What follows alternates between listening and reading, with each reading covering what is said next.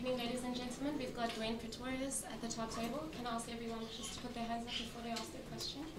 Would like to go first? Dwaine, how do you assess that day's play? I think we did quite well. I think that wicket is definitely better than the Supersport Park wicket to bat on. I think we stuck to our disciplines quite well, and I really think that was a good day for us. We'll definitely take that and run with that and be positive tomorrow. Early, but if you'd say what would be a pass score on that sort of wicket? It looked quite flat, and obviously batting normally gets better for days through that. Yeah, I think they had a lot of guys that got in and got out at wrong times for them, a lot of 30s. So I would say probably looking at that wicket, I haven't played much Test cricket obviously, so just looking at that wicket I would at least say 350 would have been a parish score. I think definitely at the moment they at least probably 70 runs short on a wicket like that. It was hard work getting wickets, but I think our disciplines really allowed us to strike at the right times. Mark?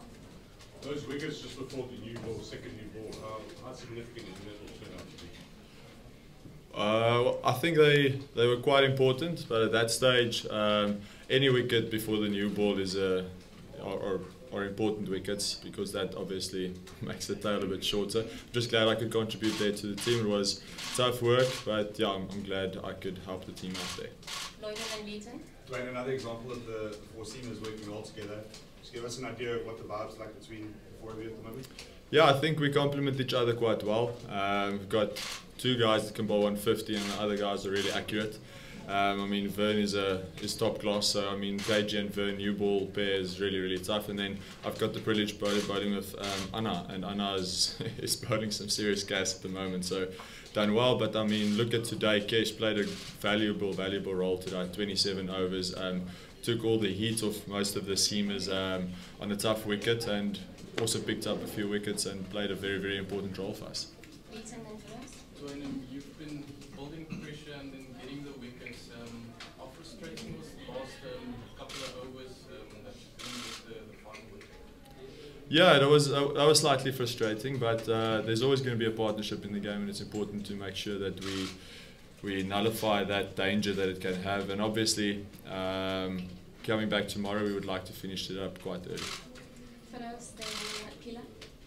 Dwaine, can you just talk a little bit about your own journey? I mean, you know, there was a lot of talk about maybe you looking elsewhere, and obviously now you've had a big impact in your first two tests. Can you tell us a bit about that experience? Yeah, look, I'm just glad to be playing Test cricket. I mean, it's a dream come true. Kid from Rustenburg playing Test cricket, New Year's Test at Newlands. It's a massive dream come true, and that's why I decided not to pursue that other opportunity. And I did speak to Mike Hazeman yesterday about it on Supersport, so I'm sure everyone will be able to get a big picture about that.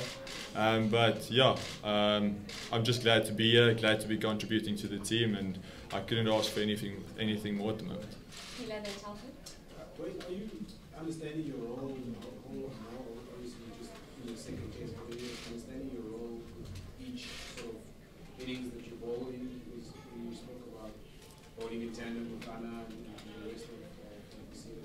Yeah, Faf and Bouch has been very specific with my role, and I think I'm understanding it quite well at the moment. It's for me to make sure that I go for as little runs as possible, make sure I dry up an end completely, and then hopefully strike that way and build some pressure for our, let's call it strike bowlers, the guys that bowl 150, to make sure that they've got some freedom to explore and make sure that they are putting those guys under pressure. So I hope I'm doing that.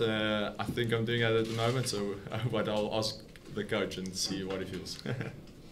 Telford, Daniel, then Tani? Dwaine, you had a hadida on the field all day. Yeah. Was it good filthy, or was helping Faf set the field, like wherever the hadida was, the ball never went? So Yeah, yeah. No, well, I'm just glad it didn't get hit, because I'm sure that wouldn't have been a great thing. Stokes tried, and then I see Vern also tried once. So yeah, it was actually an interesting one. Stop of play because of Adidas. I'm sure Adidas will be happy.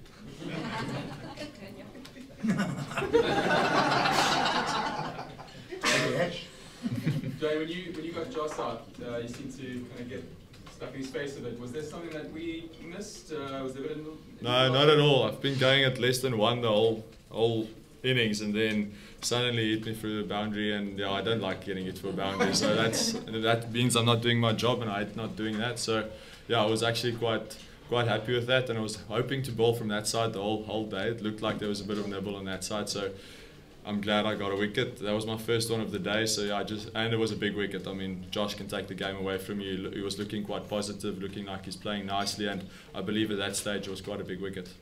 Khalid, then we'll finish off with Craig. So Dwaine, before the series, you obviously spoke about how excited you are to play with some of the legends of the game and actually learn from them. Just tell me, how's it been being with him?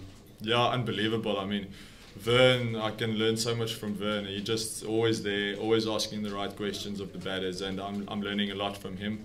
And it's really, really cool being in an environment where Jock Cullis is your batting consultant, and Mark Boucher is one of your coaches, and Paul Harris is the spin consultant, and Charles Langeveld that's played international cricket. There's just so much experience you can draw on, and at the moment I think everyone is really feeding off that, and I really think that they are having a positive impact on everyone at the moment. There's high standards in the team. There's no places to hide. So, yeah, it's a tough school in the change room, but I think the guys are responding quite well. Okay. Dan, what's the atmosphere out there in the crowd? Can you feel that there's one or two English supporters out there? Yeah, jeepers. I think they were actually getting going there just before the new ball, and it was actually quite cool. It's my first time experiencing that, and Bouch obviously told everyone that that's what it feels like, and yeah, I'm sure they'll obviously get going the longer the test goes, as longer the sun is out. I think there's a lot of them that burned today, but it's going to be quite cool. I mean, it's still early doors, and I'm sure they'll bring more gears in the next few days. Finally, Ken. Dwaine, you mentioned your role being just to stop runs being scored. When you're up against a guy like Josh Butler, who looked like he was clearly trying to manufacture run-scoring opportunities, do you actually like that? Is that, I mean, I know spinners always talk about, you know, they like it when the batsman comes after them. Are you the same? Yeah, I think it's a win and lose situation for myself, and obviously it can go my way like it did today, or it can go against me.